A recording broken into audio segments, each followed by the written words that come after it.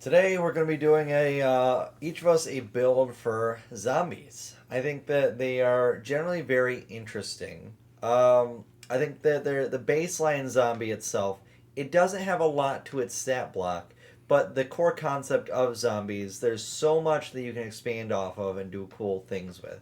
Would you like to introduce us into what a zombie is?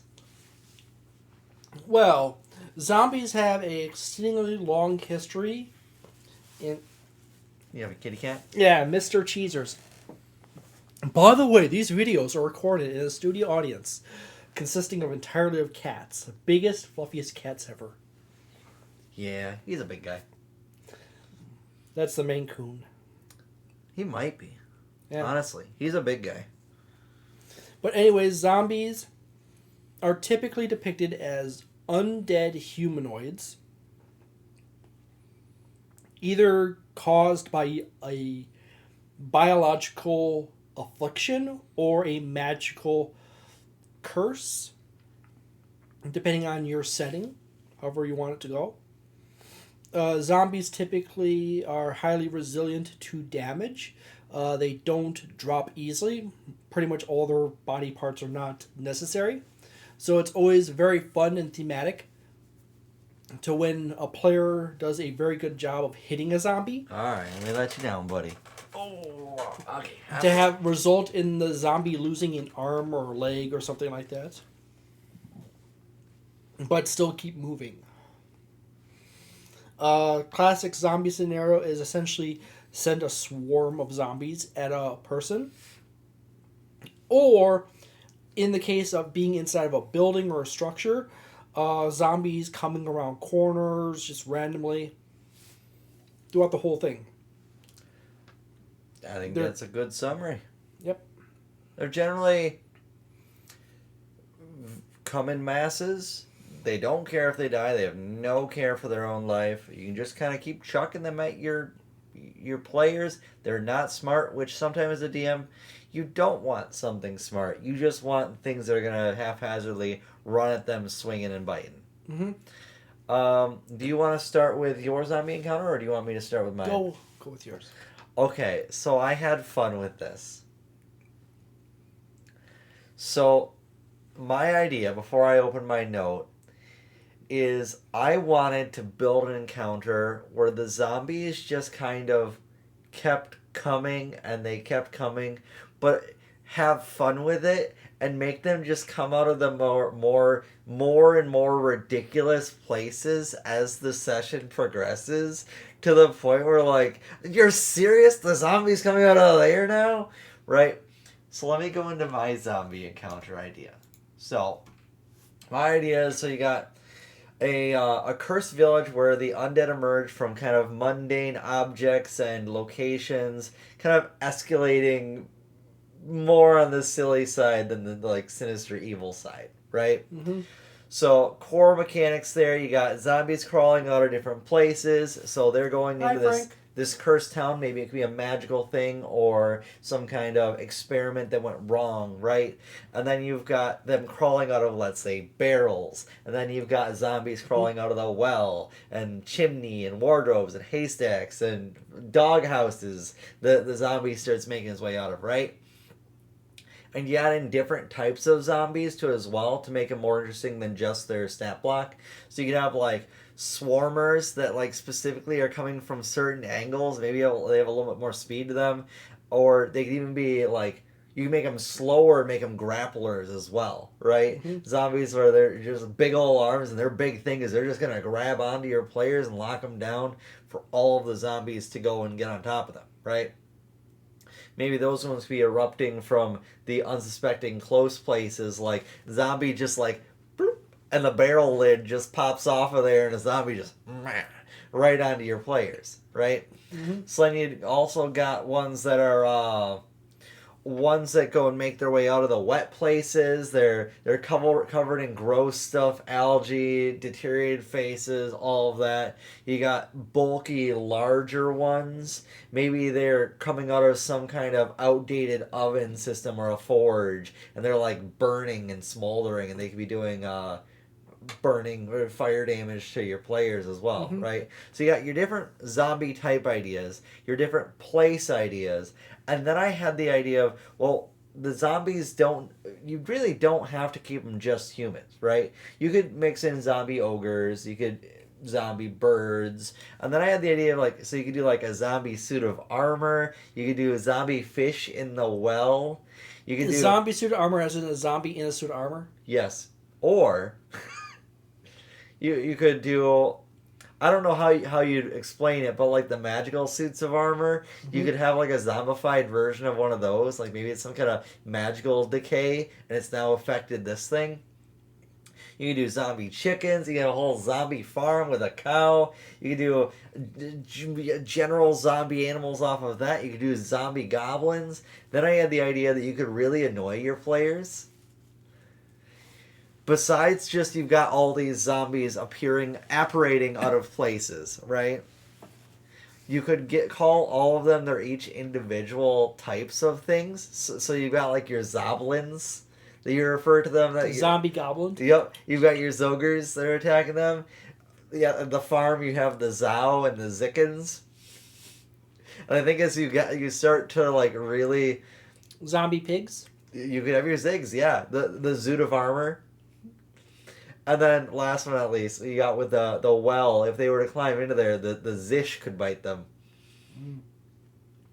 I think you could make this really absurd zombie town, and by the end of it, your players are gonna be this like beat up group that are just like, I just want to leave this place. I don't want to be here anymore. So essentially, Plants vs Zombies crossed with Black Ops, Call of Duty Black Ops Zombies. Kind of. That's my zombie encounter. What do you think of my zombie encounter?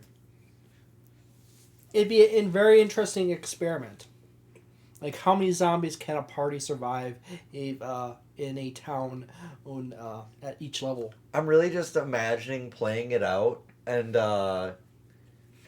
Zombie librarian. yeah, the tree next to you, the branch starts to slowly meander down a little bit. Oh, you hear a from the top of it as a zombie starts to slowly clamber down from the tree or thuds down, falling to the ground. I thought you were going to go with the zombie tree. Oh, zombie tree! Bam! Believe it or not, in actual lore, there's actually such a thing as vampire trees. Trent zombie, vampire trees. Yeah, trees that actually thirst for blood. Well, there was the blood trees in my campaign. Yeah. They were explosive. Also, they added a new, the tree for the blights into the new monster manual. That's cool for them. Blights are interesting. That's my zombie encounter. I think it would be neat. I think it would, I don't know about frustrate your players, but I think you'd get groans from them like you would the zombies by the end of it, as you would start to explain the more ridiculous ones.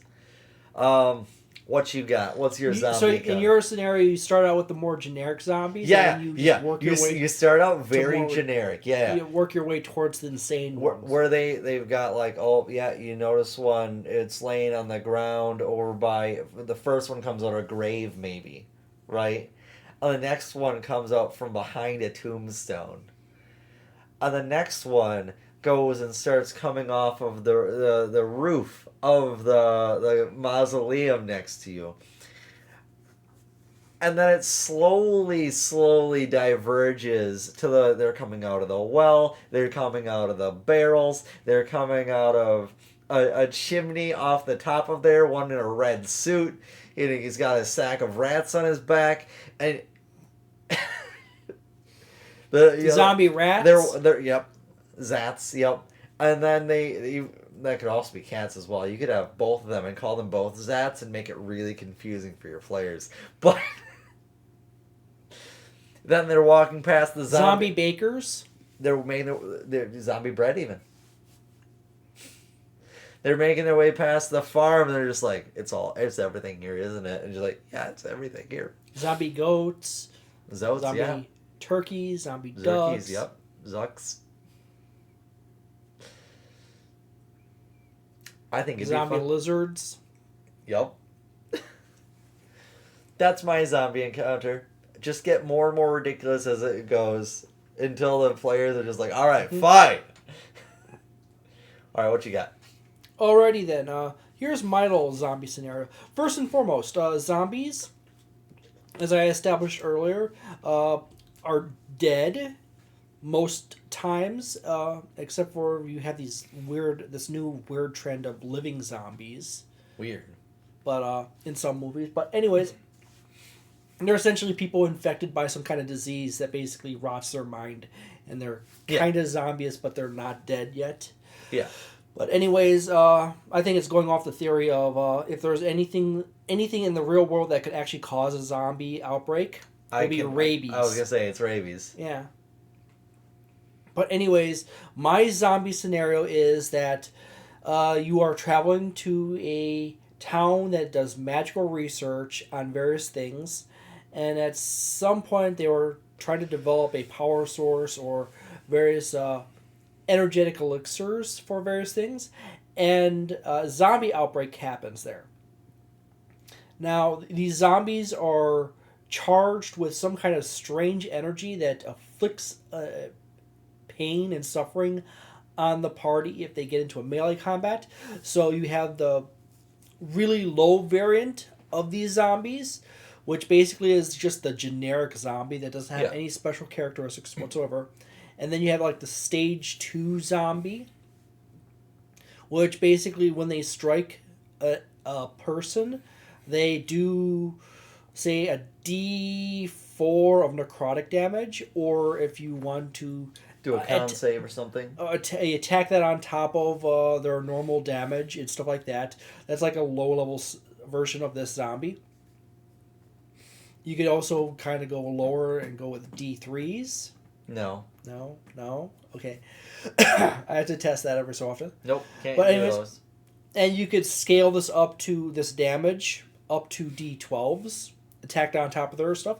But you can also add a aura effect at the next stage higher, that they give off an aura if anyone stands within 5 feet of them. They take a D4 of damage. You can obviously increase this aura effect as you level up these zombies. Bigger so you have area, more damage. Yes. Applies a condition. So as the party is moving deeper into this area, they're discovering that these zombies they're striking and they're doing more damage with their melee attacks. Their aura gets stronger and a little bit bigger. Smart zombies. One of them up top stalking from the rooftop, throwing nets. I'm not adding smart zombies.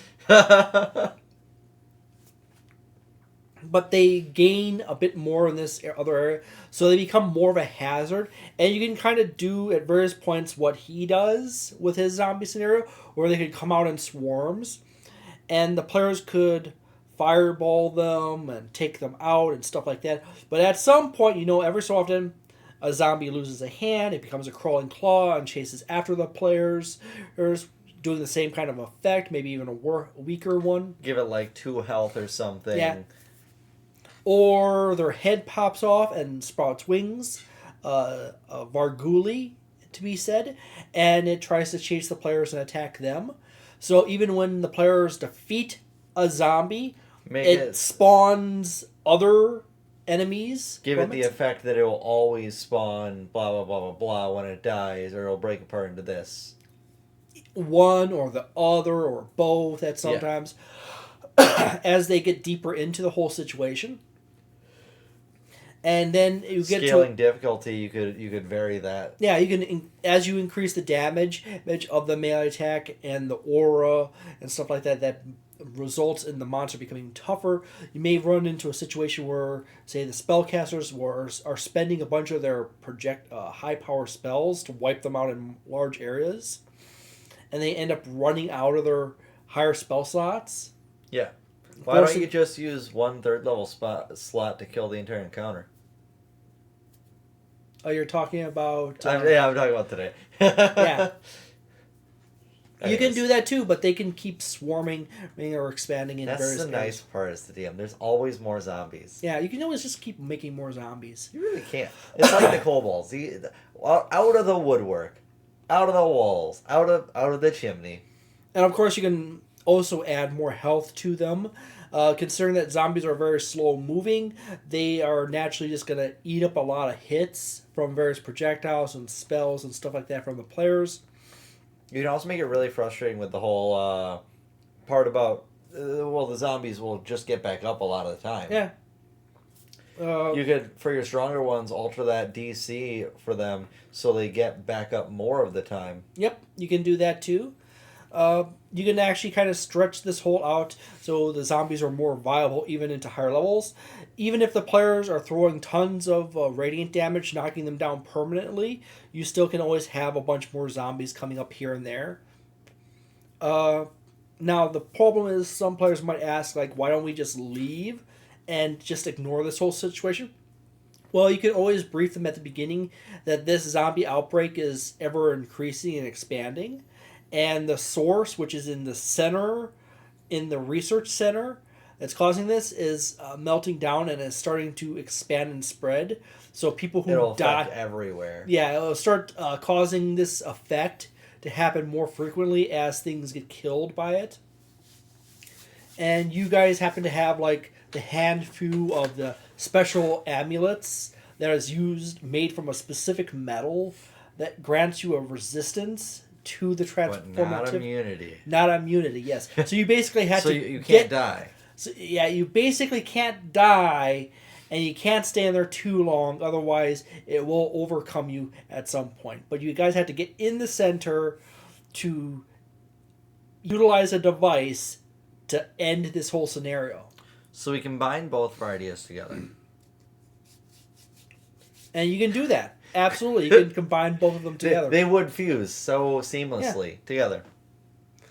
The zombie fish that jump out and just simply tackle. Yep. Like Magikarp. They just basically splash out and this next flop, to a person. flop, bite. They don't even have to bite. They just like skitter flop towards the party. They have a little aura around them. You can see the aura itself will do the damage. You can see there's like a putrid glow of a circle around it as it's moving along, leaving this like slimy trail everywhere it flops. And you just have the players make Constitution saves. And then make it so there's 20 of them. And I just remembered one of the fun little details. You can have the Constitution saves as the players fail them. Raise the Constitution save required to save, and also cause as the effect starts to permeate or really get they get the poison condition, and then they get if they fail it again, they also get exhaustion levels on top of that. Yep. So they either have to leave outright and heal up, or they have to somehow get into there and finish off faster. You give them incapacitated, which I don't actually think restricts movement. If someone picks them up, I guess they can carry them along. Yeah. That'd be neat. A weird moment for the players. You're like, wait. No. Wait, no. I'm sorry, you misunderstood. I'm pretty sure incapacitated doesn't restrict movement. If you're incapacitated, you're unconscious. It's just, and you're not moving.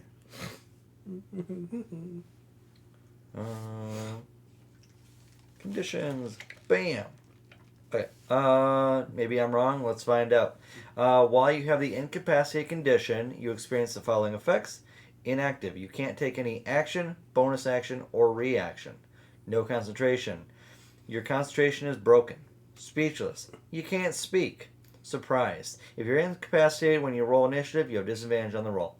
That is all of the effects of incapacitated. You can still move. They softened it.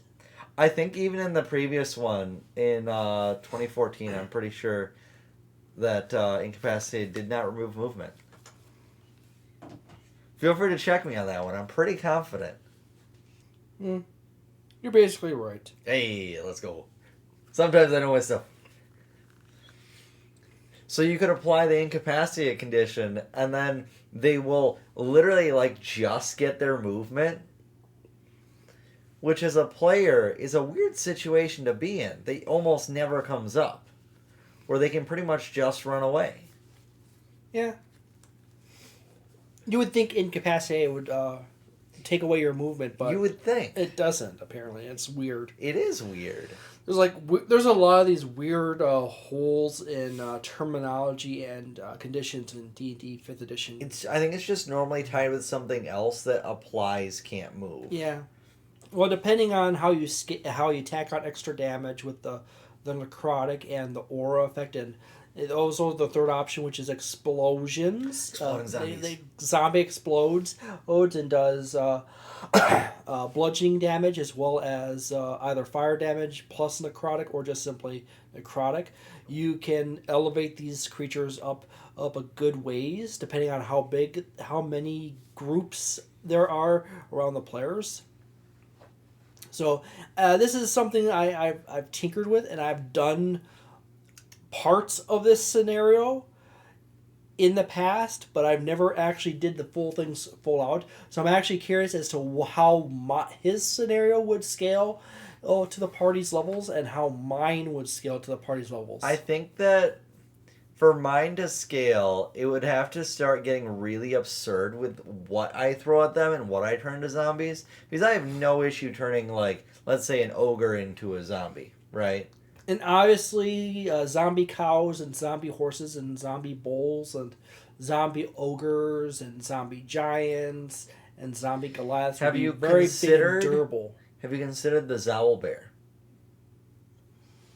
I have now just considered it, and Matt is going to throw a rock at you if I ever summon one in a campaign in the future. Yep. By the way, I've used so many owlbears in some campaigns that I've actually caused some players who loved owlbears to no longer enjoy them. I'm not one of them. I still like owlbears. I think that's why we have the owlbear in the logo. Yeah. We both enjoy owlbears. We need more variety of owlbears. That was my plan. That was my ultimate plan with the owlbear raising project, was bring in gigantic owlbears, armored owlbears, and owlbears that shoot breath weapons. Imbue your creatures with things. Give them armor, give them other cool things, maybe a stronger hide. I personally lean towards interesting mechanics rather than adding in just like increased AC. But you can't do that too. Yeah. You can really spice up some fights just by improving their AC.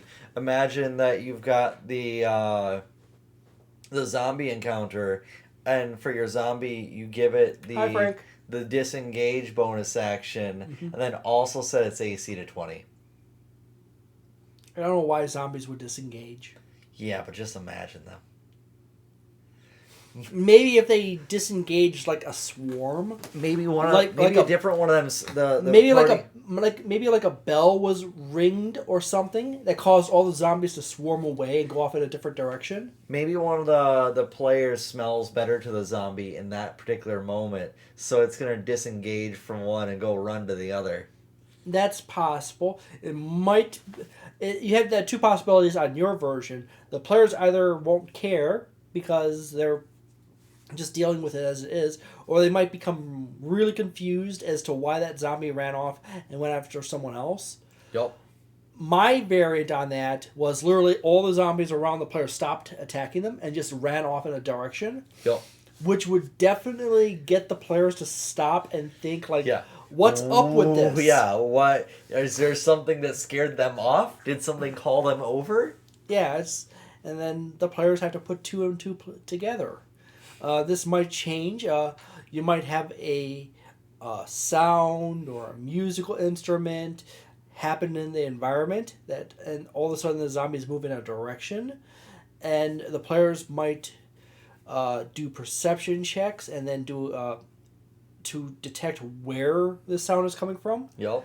And then might even require an investigation check to put all the pieces together. Like, apparently the sound causes the zombies to move away from it. Yep. Or towards it. Some kind of necromancer with some kind of flute up in the rooftops, letting it go out. A Pied Piper of zombies. Yeah, a Pied Piper of zombies, exactly. Calling them to flank from this side and so on and so forth. Yeah. Add that to the town. Okay. Yeah, that would definitely mess with the players at some point. Or you can just make it a mysterious noise in the distance, and the players just either choose to go after it or ignore it and go after the main objective. You hear a noise in the distance coming from a tower nearby. What does it sound like? Make me a performance check. A performance check? Yeah, a performance check. I got an 18. It sounds like D flat.